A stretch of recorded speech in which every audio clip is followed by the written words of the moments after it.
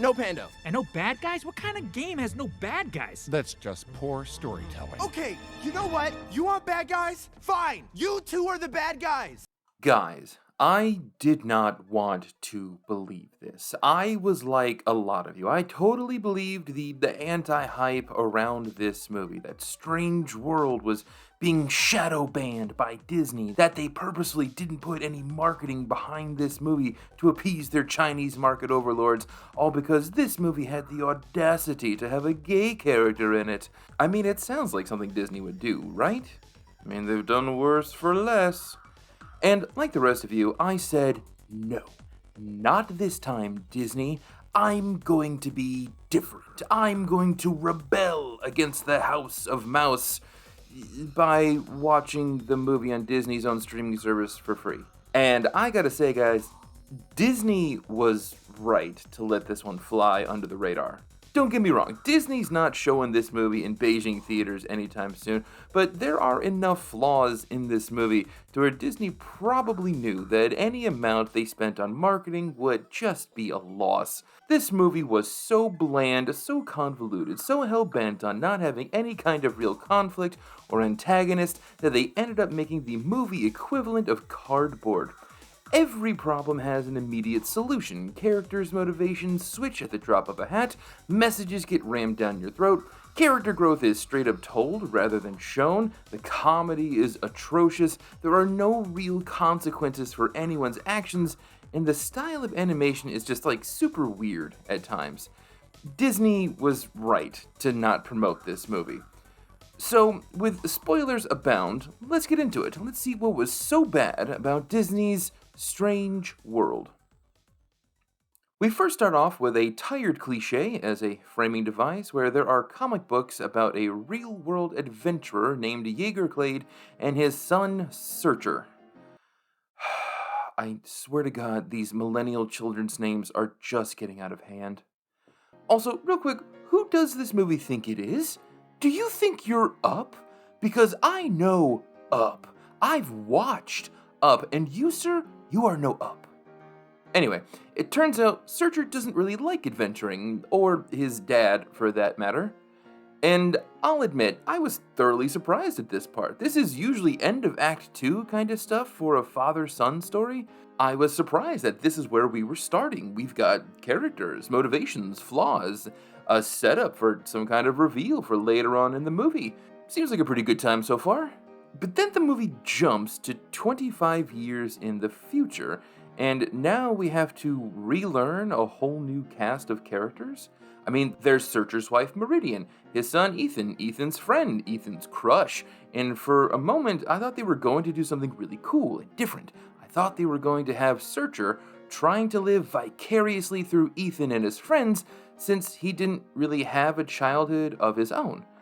Like, I thought the message was going to be, yeah, it's sad your dad kind of stole your childhood, but that doesn't mean you're a kid anymore, and if you want to be a good parent, you have to step back and be the adult in the situation. But no. Also, I don't know why they added these friends for Ethan to have in the movie. They're not real characters. The only purpose they have in the movie is to introduce the Settlers of Catan ripoff that acts as the heavy-handed metaphor for the whole message of the movie. I honestly could not tell you either of their names or what they want. Everything they do can be done by Ethan's love interest. They are not necessary to the plot in any way, shape, or form. Speaking of which, let's talk about Ethan's love interest for a minute. It's cute. They're cute. They're cute together. It is genuinely nice to see a healthy, openly gay relationship in a Disney movie. That's it. Disney should do more of this. Representation for all demographics is a great thing, and honestly, it's a breath of fresh air to see a gay relationship like this with its cute, awkward, flirty reality being wholly accepted and normalized in this world by everyone. Ethan being gay is not a plot point or a source of conflict in the movie, which is just really nice. It's just the rest of the movie around this that isn't very good.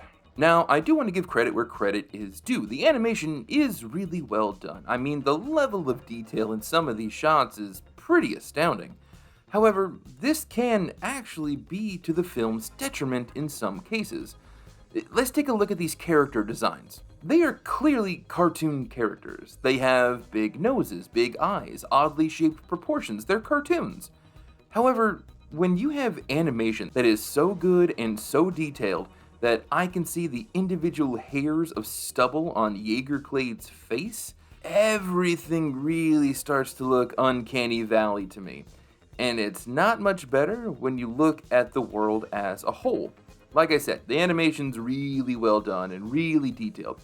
Everything in this looks super weird and alien, but honestly, it's wasted on us, the audience, because the world is so strange, it only serves to ask more questions than answers. Like, besides the Reapers, what do these odd life forms survive off of? If this is underground, where is this light source coming from? If all of civilization is on the back of the giant turtle that is actively swimming in the ocean, what does the turtle eat to survive? It's only after the big reveal before the finale that we understand what the creatures of the world really are, but by then it's too late to enjoy the majesty of it all, because we gotta get to the climax of the movie. This is one of those instances where the fantasy world is more pretty than logical, and the story suffers for it. So let's talk about the story real quick.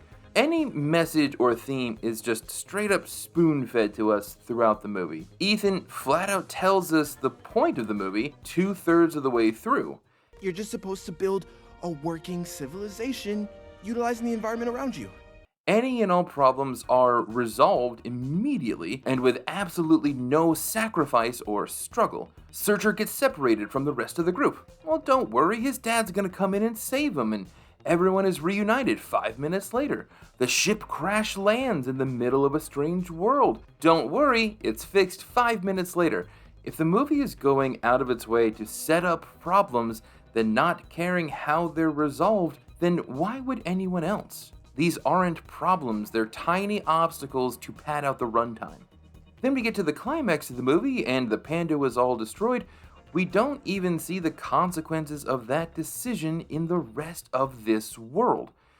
Imagine if one day someone we've never met, mind you, decided to make every drop of petroleum oil in the world useless at the same time.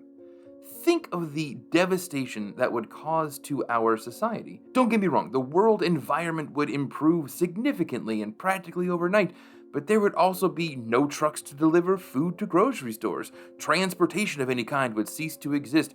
A lot of power plants would suddenly stop working, and everyone would be left in the dark. And those are just the things that I can think of off the top of my head. The point being is that it would be utter chaos and pandemonium on a global scale. It would be the collapse of society. In the movie, however, we don't see any of those types of consequences when doing this world's equivalent of just that. The movie just jumps to 1 year later, and everyone apparently just used candles for a little while until wind energy was invented.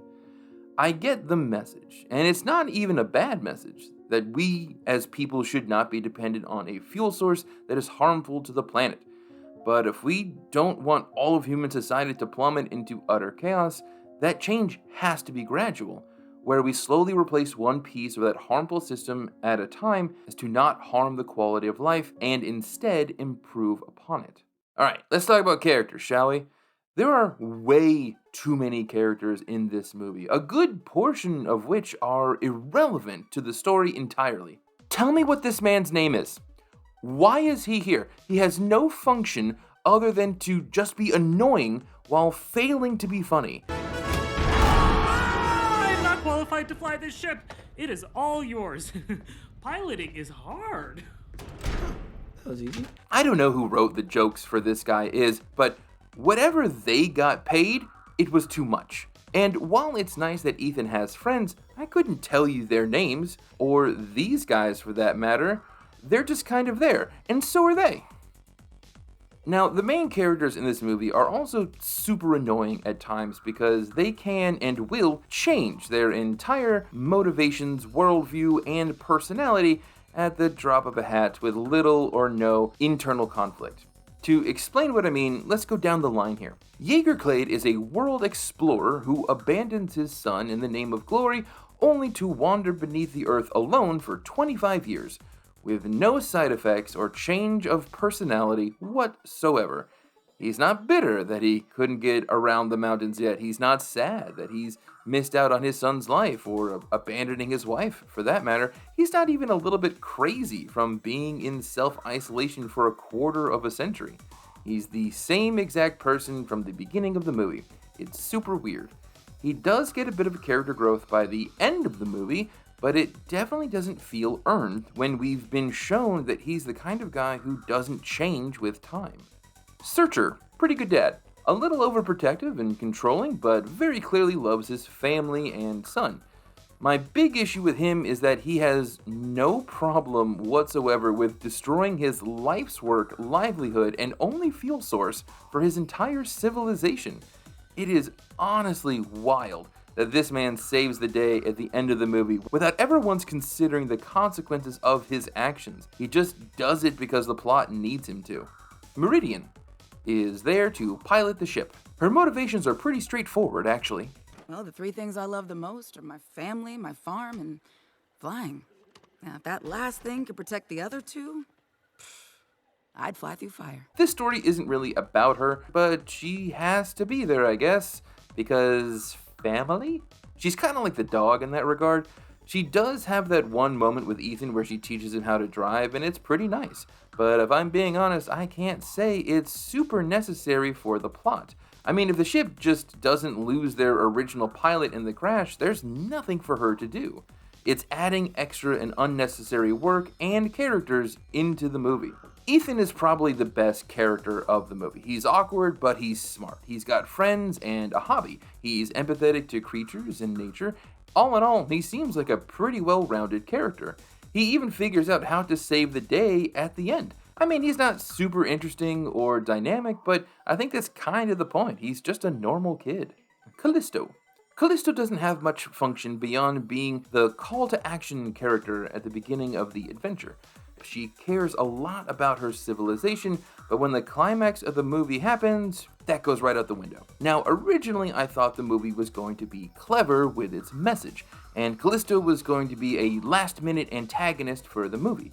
They discover that their power source is actually parasitic to the much larger organism they're living on, and for a moment I thought Callisto was going to have the point of view where she believes that while, yes, Pando is killing the world, their entire civilization runs on this stuff, and to get rid of it would send the world back into the Dark Ages, something that she wasn't about to allow.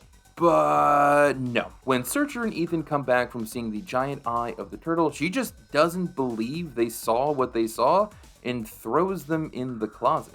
Then, when it comes to save the planet's heart, she's all on board. Her people be damned. Do you see what I mean when people either have too little character development or they speedrun it so fast we can't keep up? The worst character by far, though, is this blue farting blob of annoying. It starts off as one of the antagonists of the movies and tries to lure Ethan to what would be a very painful death. Then, when it gets hurt by doing that, Ethan takes pity on it, helps it out, then the fart does a complete 180, and now we as the audience are supposed to like this dumb thing? No, you just tried to kill a main character. You don't get to be the cute pet sidekick, especially when you already have a cute pet sidekick right there. Oh, hey, Dad. You brought the dog? Yeah, I'm with you, buddy. That was pretty mean of him to do that to the dog. Oh, and there is more than one instance where Fart, I don't care what its name is, that's what I'm calling it, is basically the Mary Sue character in the whole movie. I'm not joking. Take the acid ocean, for instance. It's a big problem in the movie at this point, and everyone is wondering how they're going to fly through this boiling acid ocean. Well, don't you worry. Fart can communicate with the acid blobs that we've never seen before and convince them to help pilot the ship. Ethan, Searcher, and Meridian get locked in the closet. Well, don't you worry. Fart will just squeeze under the door. Honestly, I hate this character so much, and there's this really pathetic jab that Disney tries to take at itself, where one of the most annoying human characters in the whole movie looks at Fart, squeals, then says he wants to merchandise it. I hate you, Disney. I hate you so much. Okay, I think that's all I have for this movie. It's somewhat pretty to look at, but there's nothing of any real substance there. Did Disney purposely not promote this movie because of the gay characters? Probably. But let's not act like there are any hidden gems that people should discover in this. Long story short, don't waste your time with it. Disney was right.